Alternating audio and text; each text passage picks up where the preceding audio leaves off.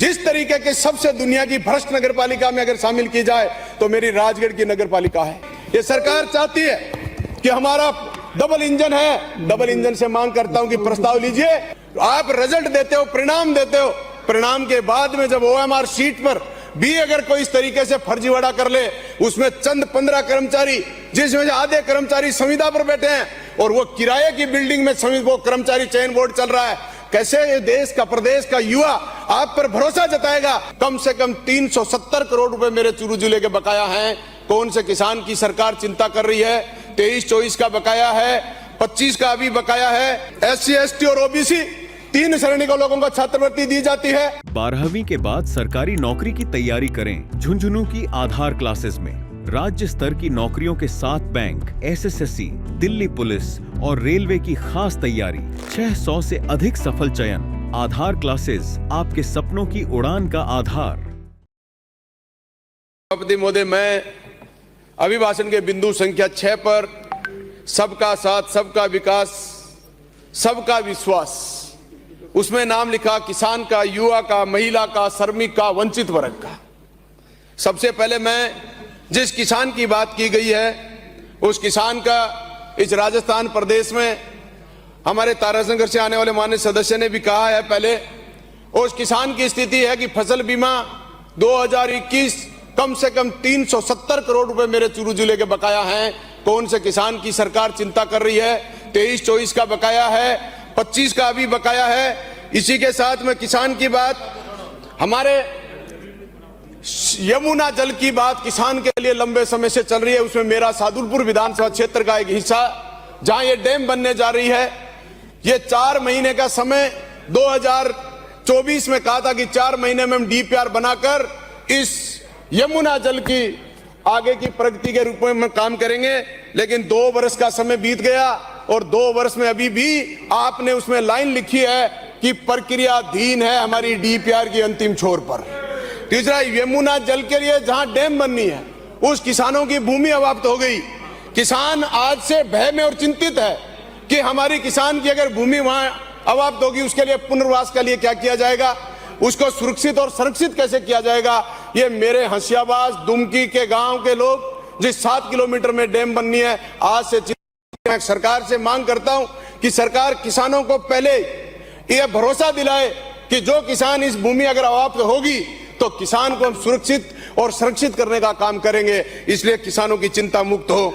मेरे विधानसभा क्षेत्र में एक, इसमें आपके अभिभाषण में सैनिक के लिए वीरों की धरती, इस राजस्थान प्रदेश में अगर शेखावाटी का नाम लिया जाए तो पूरा शेखावाटी वीरों की धरती। सैनिक अगर सबसे ज्यादा देने वाले हैं तो वो शेखावाटी में राजगढ़ तहसील सबसे ऊपर है, जिसमें शहीदों की संख्या अगर गिनी जाए तो सबसे ज्यादा संख्या मिलेगी। मेरे वहां लंबे समय से पूर्व सैनिक वहां सैनिक कल्याण कार्यालय की मांग कर रहे हैं, विधानसभा में प्रस्ताव चल रहा है। मैं मांग भी करता हूं सैनिकों की। ये बहुत बड़ी समस्या है कि वहां इतनी बड़ी संख्या में सैनिक होने के बाद वहां उनके लिए सैनिक कल्याण कार्यालय नहीं है। आपके युवाओं का नाम लिया, इसमें युवाओं की ओएमआर शीट का जो घोटाला आपने कर्मचारी चयन बोर्ड में भी सुना, किस तरीके से आप रिजल्ट देते हो, परिणाम देते हो, परिणाम के बाद में जब ओएमआर शीट पर भी अगर कोई इस तरीके से फर्जीवाड़ा कर ले, उसमें चंद 15 कर्मचारी, जिसमें से आधे कर्मचारी संविदा पर बैठे हैं और वो किराए की बिल्डिंग में वो कर्मचारी चयन बोर्ड चल रहा है, कैसे ये देश का, प्रदेश का युवा आप पर भरोसा जताएगा कि हमारे साथ न्याय होगा? इसी तरीके से इसमें 56,000 चतुर्थ श्रेणी कर्मचारियों का परिणाम आया है। उस परिणाम की भी चिंता है कि कहीं न कहीं ओएमआर शीट और उस परिणाम में भी तो गड़बड़ हो सकती है। और बाड़मेर में पूरे युवाओं ने लंबे शक्ति के साथ कलेक्टर का घेराव किया और ये मांग करी है। मैं सरकार से इसके लिए मांग करता हूं कि इसकी भी जांच समय से पहले करा लें, ओएमआर शीट जैसा इसमें घोटाला नहीं हो। युवा इंतजार कर रहा है कि भर्ती प्रक्रिया में जिन लोगों को आपने गिरफ्तार किया, मैं धन्यवाद देना चाहता हूं सरकार का कि आपने गिरफ्तार तो किया, एक शुरुआत तो करी कि फर्जी भर्तियों में आप कुछ कर रहे हो, लेकिन उन लोगों का क्या होगा जो इस भर्तियों में शामिल थे? फर्जियों को तो आपने गिरफ्तार कर लिया, लेकिन उसमें जो भागीदार अभ्यर्थी थे वो वंचित रह गए। उनके लिए आपने, सरकार ने क्या विचार किया है? उन लोगों को कैसे मौका दोगे जो एवरेज हो गए, समय से पहले पेपर में भागीदार निभाई, वो सक्षम थे, लेकिन सरकार ने उनको वंचित करने का काम किया है। इसी के साथ मैं कहना चाहता हूं, EWS का पंचायती राज का अभी चुनाव होंगे, ईडब्ल्यूएस का सरलीकरण पिछली गवर्नमेंट ने, माननीय मुख्यमंत्री अशोक गहलोत जी ने बहुत सरलीकरण किया था। ईडब्ल्यूएस में सिर्फ 8 लाख आय को रखा। मैं सरकार से इसलिए कहना चाहता हूं कि इसको बढ़ाया जाए। अब सरकार ने इनकम टैक्स में अगर 12 लाख राशि करी है, छूट करी है, तो 12 लाख तक किया जाए, क्योंकि ईडब्ल्यूएस का सरलीकरण अति आवश्यक हो गया। और पंचायती राज और नगर निकाय के चुनाव में भी मैं कहना चाहता हूं कि 10% आरक्षण दिया जाए ईडब्ल्यूएस के लोगों को, क्योंकि जब आरक्षित मान रहे हो, उनका आरक्षण है, तो चुनाव में भी उनका आरक्षण की उनकी भागीदारी हो। दूसरा, सरकार केंद्र की और राज्य की सरकार डबल इंजन की सरकार हमारी, ये सरकार चाहती है कि हमारा डबल इंजन है। डबल इंजन से मांग करता हूं कि प्रस्ताव लीजिए, ईडब्ल्यूएस में सरलीकरण जिस तरीके से पिछली गवर्नमेंट के अशोक गहलोत साहब ने किया, उसी तरीके से केंद्रीय भर्ती में भी सरलीकरण कराने का काम ये राज्य सरकार हम आपके उन मुखियाओं से जो दिल्ली में बैठे हैं उनसे सरलीकरण कराने का काम करेगी। के साथ ही मैं माननीय हमारे नगर निकाय मंत्री महोदय बैठे, पिछले 2 वर्ष से लगातार मैं बताना भी चाहता हूं, जिस तरीके के सबसे दुनिया की भ्रष्ट नगर पालिका में अगर शामिल की जाए तो मेरी राजगढ़ की नगर पालिका है, जिसकी जांच के लिए मैं पिछले 2 साल से लगातार पत्र व्यवहार कर रहा हूं। सतर्कता जांच में 2 करोड़ 53 लाख की एक जांच चल रही है, जिसमें साबित पाया है कि इन लोगों ने 2 करोड़ 53 लाख का गलत भुगतान कर दिया। 1.5 करोड़ की सौर ऊर्जा की जांच प्रमाणित होकर आपके डीएलपी में आ गई है। और फिर आप कहोगे माननीय मंत्री महोदय कि आप लिखित में दे दो, इससे ज्यादा लिखित में सदन में बोल रहे हैं आप। मेरी नगरपालिका में 100 पत्रावलियां गायब हैं, जिनमें 50 करोड़ रुपए का घोटाला है।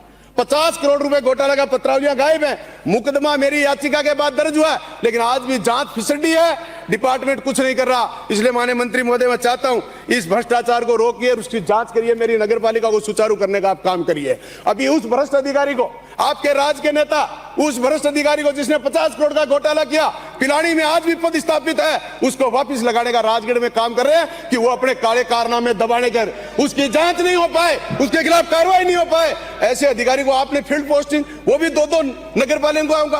पिलानी की नगरपालिका 2 है, दोनों की वो इंचार्ज है, वो ईओ लगी हुई है। इसलिए आपसे जांच की गुंजाइश करना चाहता हूं। तीसरा, मैं खिलाड़ियों के बारे में बहुत बड़ा बात करी। पैरा खिलाड़ियों की सहायता राशि, आउट ऑफ टर्न नौकरी की बात करते हैं, उनमें आप कितनी संख्या है आपके पास? मात्र 145 लोगों को नौकरी दे पाए हैं, जिनमें 5000 से अधिक लोग इनके पात्रता की श्रेणी में आ चुके हैं।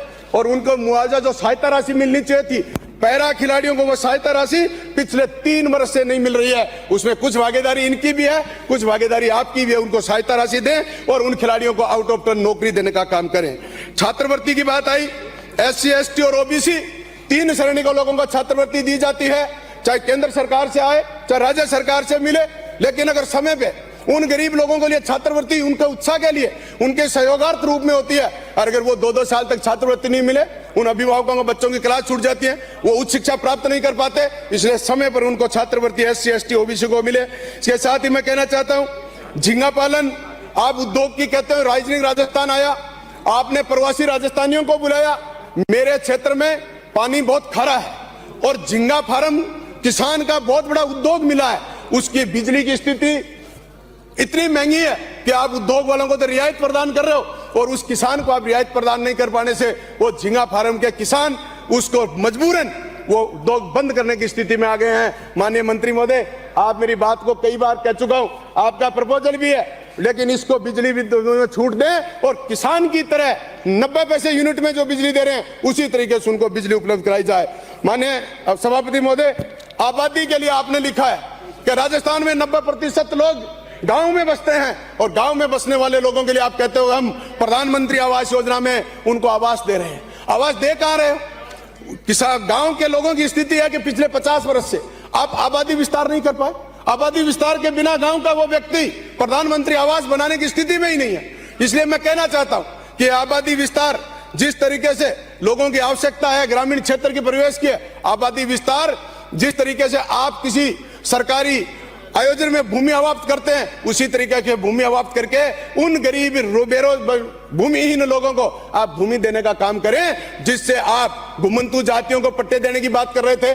घुमंतु जातियों को पट्टे आप कैसे दोगे? घुमंतु जाति के लोग सारे गोचर में बसे हैं, पट्टे देने के लिए आपके पास संसाधन ही नहीं है। 2 मिनट सभापति महोदय, पट्टे आप देने की अगर बात करते हो तो उनको पहले भूमि अवाप्त करिए और उनको भूमि सौंपने का काम करिए।